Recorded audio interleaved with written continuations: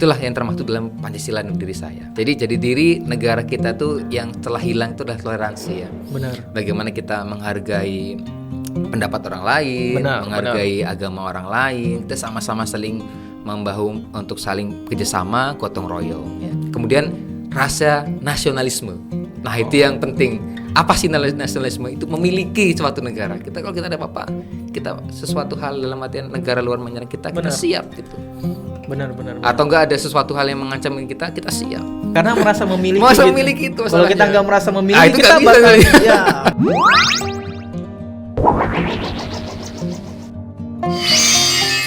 Oke, assalamualaikum warahmatullahi wabarakatuh. Kali ini agenda baru kita, acara baru kita di Cordova Podcast. Kali ini saya nggak sendiri.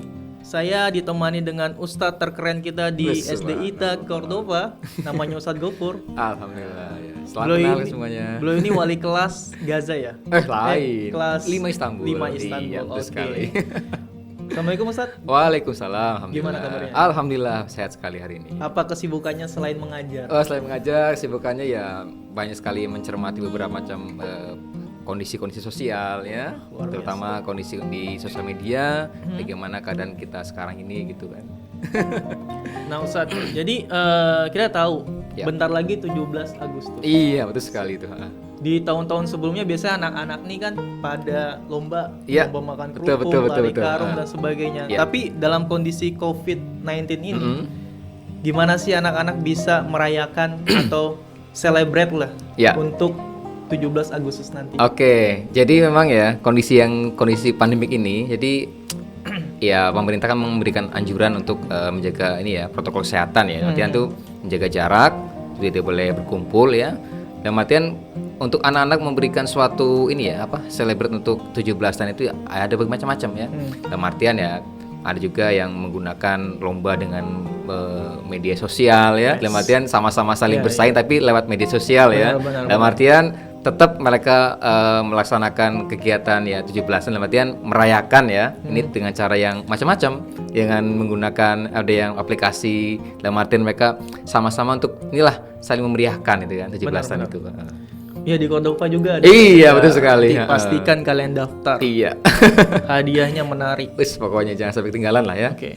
Langsung dikasih nilai 100 sama Ustadz Gofur. Betul sekali. Oke. Nah jadi udah hampir mau 75 tahun nih kita merdeka. Betul sekali. Ya, dari 17 Agustus 1945.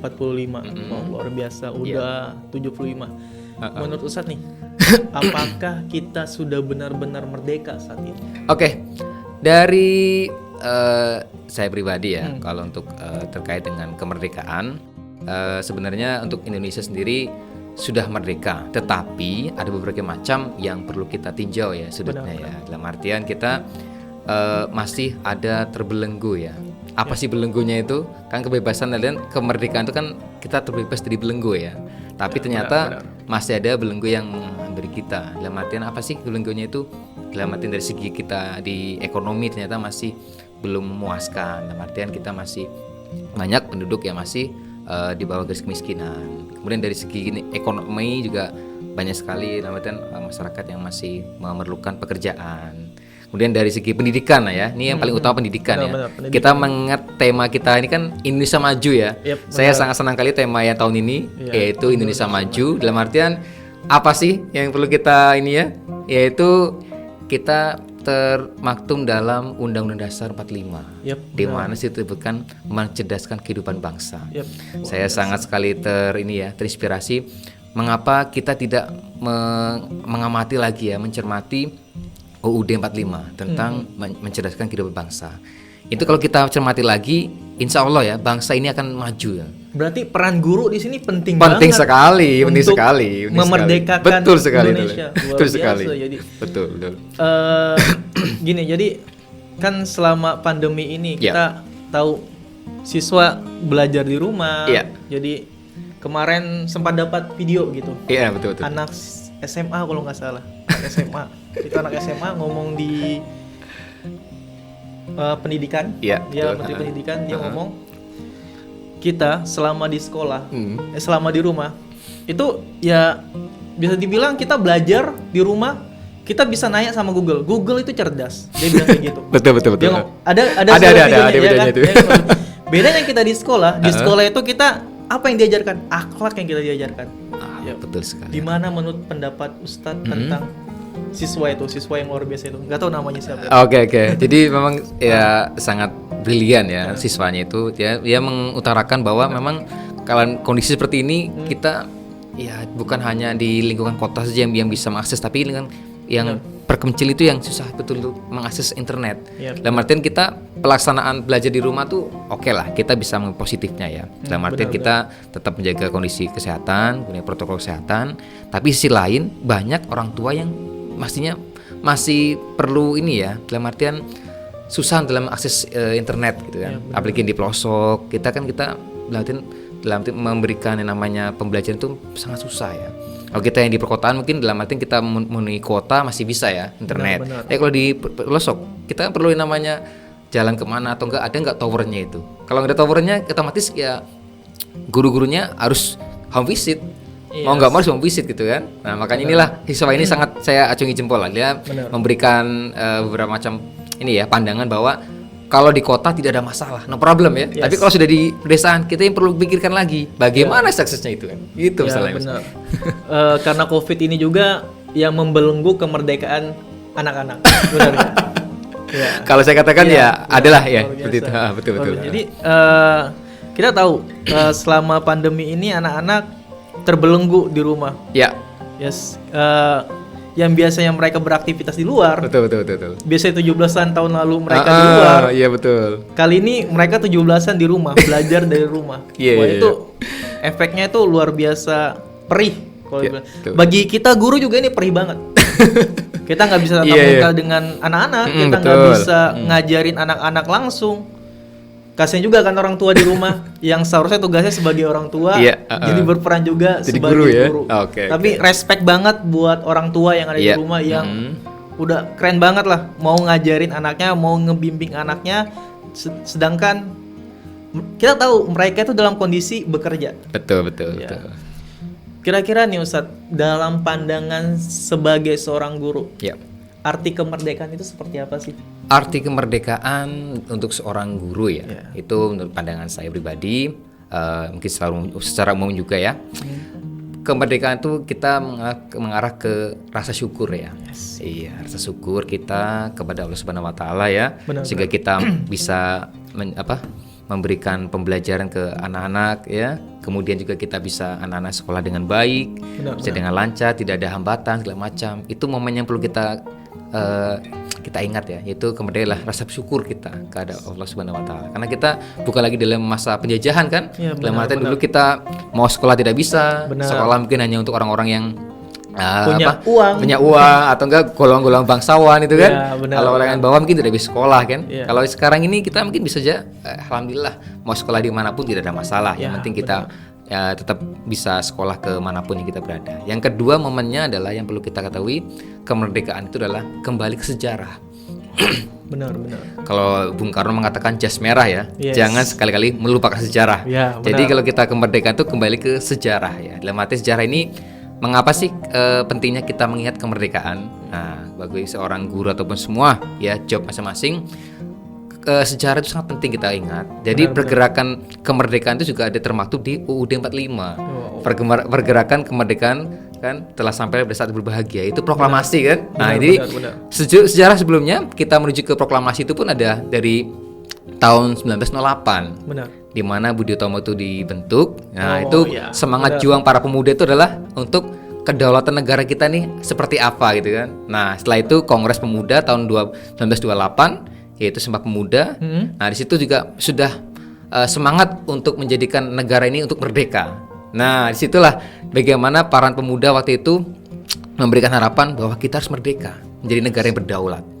Nah, setelah itulah puncaknya tahun 45. Tanggal 17 itu diproklamasikan kita merdeka dan berdaulat. Nah, disinilah kita bisa menjadikan negara yang benar-benar menjadi negara yang mau maju gitu kan. Karena kita di proses awal sampai sekarang memang benar saya tema sekarang sangat senang kali ya, yaitu Indonesia maju. Jadi saya benar-benar yakin insya Allah Indonesia akan maju gitu ya. Iya, pasti kalau guru betul sekali, apalagi guru-gurunya, saya acungi jempol sudah banyak guru-guru kita yang sudah melalang buana kemana-mana, ada yang mengajar di mana-mana. Kita tumbuhkanlah pengajaran terbaik di Indonesia ini. Iya, respect sama terutama buat guru-guru Cordova. Betul sekali, luar biasa. Mereka yang itu sangat minim pengetahuannya tentang editing. Betul. Demi memberikan video terbaik ke anak-anak kita. Iya, bahkan sampai malam loh, Pak. Sampai malam banyak kan itu.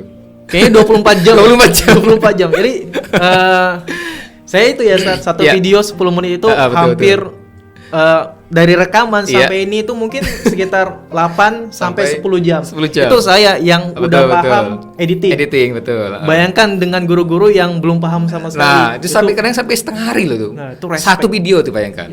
Makanya saya katakan Indonesia maju tuh saya acungi jempol. Apalagi guru-guru Cordova saya bilang sangat excellent. Luar biasa. Respect banget buat guru-guru Cordova. Betul sekali. Luar biasa.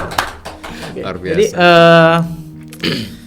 apa harapannya kira-kira Ustadz untuk Indonesia ke depan, kemudian untuk Cordova juga, untuk guru-gurunya juga, untuk anak-anak di sekolah kita. Harapannya untuk kemerdekaan ini apa? Harapannya untuk kemerdekaan ini ya. Iya. Oke, ini saya mengajar di keseluruhan ya. Untuk semuanya ya, terutama untuk para guru-gurunya khususnya. Ya, tetaplah menjadi guru yang terbaik untuk murid-muridnya ya. Kemudian untuk anak-anak semuanya tetap menjadi anak yang soleh dan solehah sesuai dengan moto kita ya, yaitu gapai ridho ilahi kan. Jadi semoga kita menjadi orang-orang yang selalu bertakwa, ngikuti semua apa yang ada, yang peraturan yang ada gitu kan. Dan untuk kita sendiri sebagai warga negara Indonesia, itu kita harus kembali ke jati diri Indonesia sendiri. Ada berapa jati diri kita? Yaitu yang pertama adalah toleransi. Jadi jadi diri negara kita tuh yang telah hilang itu adalah toleransi ya. Benar. Bagaimana kita menghargai pendapat orang lain, menghargai agama orang lain, kita sama-sama saling membahu untuk saling kerjasama, gotong royong ya. Kemudian yang kedua adalah jadi diri kita, itulah gotong royong. Ini yang sekarang sudah hilang kayaknya ya, Ustaz ya. Dalam artian kita sekarang sering acuh tak acuh, main sendiri, apatis betul sekali. Karena banyak ke sana kamu gitu. Jadi kadang-kadang kita tidak mau sama-sama yuk, enggak sama sendiri. Jadi itu yang hilang. Jadi kita yuk gotong royong. Nah, itu yang perlu kita garis bawah ya. Karena sudah yang anak-anak generasi milenial ini lebih sibuk dengan gadget sendiri. Pokoknya kadang-kadang malah kita ngobrol sana habis ini ya mungkin pakai chattingan gitu ya. Bahkan ngobrol jadi mungkin ngobrolnya saling pakai padahal cuma belakang. Betul sekali itu. Itu yang terjadi. Jadi hilangnya di situ masalahnya. Benar. Oke, yang ketiga yaitu adalah berbudi pekerti, akhlak ya. Karena sekarang ini ya kita tahu sendiri ya, apalagi di medsos ya. Kalau sudah ngomong itu sudah pokoknya ada karu-karuan ya. Dalam artian kehilangan norma ya, norma agama, kesusilaan. Itu yang kadang kita mulai luntur sekarang ini. Nah, makanya sekarang ya kita dari sekarang lah dari kita sendiri, kemudian kita mengingatkan kepada keluarga kita, bagi anak kita juga untuk saling mengingatkan bahwa kita punya yang namanya adab. Nah, gitu. Jadi kalau kita mau bicara masalah adab itu utama sekali sebelum kita belajar. Karena kalau kita tidak punya adab, belajar itu nosen. Adab di atas ilmu. Betul sekali. Makanya kalau dikatakan tidak punya adab itu sangat kurang sekali. Itu dia. Harapannya kita kembali ke jadi diri Indonesia sendiri. Benar-benar. Di poin kedua tadi nanggepin. Apa itu? Mungkin karena faktor teknologi ya. Faktor teknologi yang membuat orang yang jauh terasa dekat, tapi yang dekat terasa jauh. Betul sekali, betul. Padahal dekat, tapi terasa jauh karena teknologi. Teknologi, betul. Orang seharusnya teknologi itu menjauhkan yang dekat, bukan mendekatkan yang jauh. Iya, betul. Sorry, terbalik. Salah.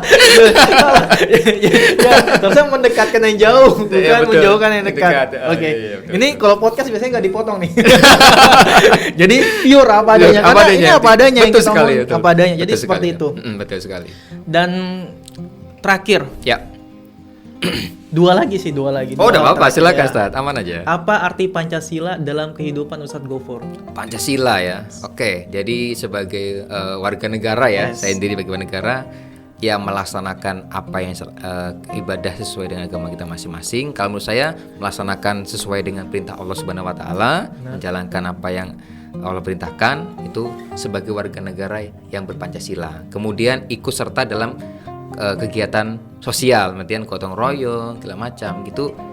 Itulah yang termaktub dalam Pancasila dalam diri saya. Kemudian rasa nasionalisme.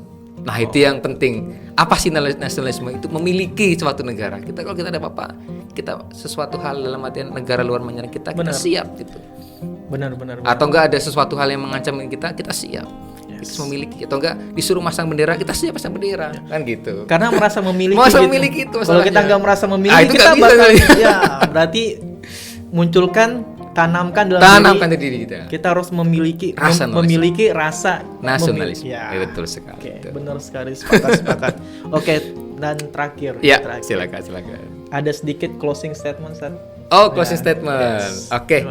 Kalau dari saya pribadi, closing statementnya adalah jadikanlah diri kita menjadi yang terbaik untuk orang lain, keluarga dan negara kita. Karena apa? Karena kita sejatinya adalah orang-orang yang selalu memberikan yang terbaik bagi orang lain. Wah, itu. Kemudian jadilah masyarakat yang berguna ya, dalam artian fungsional. Kita ke mana-mana tetap kita kerjasama, gotong royong dan sebagainya. Ya, itu dari saya pribadi. Oke, luar biasa itu tadi kita ngobrol-ngobrol luar biasa dari pemateri yang sangat keren. Iya, makasih. Luar biasa. Thanks banget Ustadz Gofur. Oke, sama-sama. Kapan-kapan bisa Oke, siap tadi.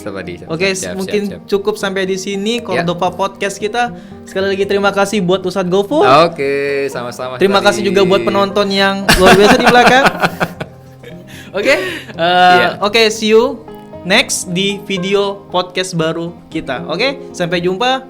Assalamualaikum warahmatullahi wabarakatuh. Waalaikumsalam.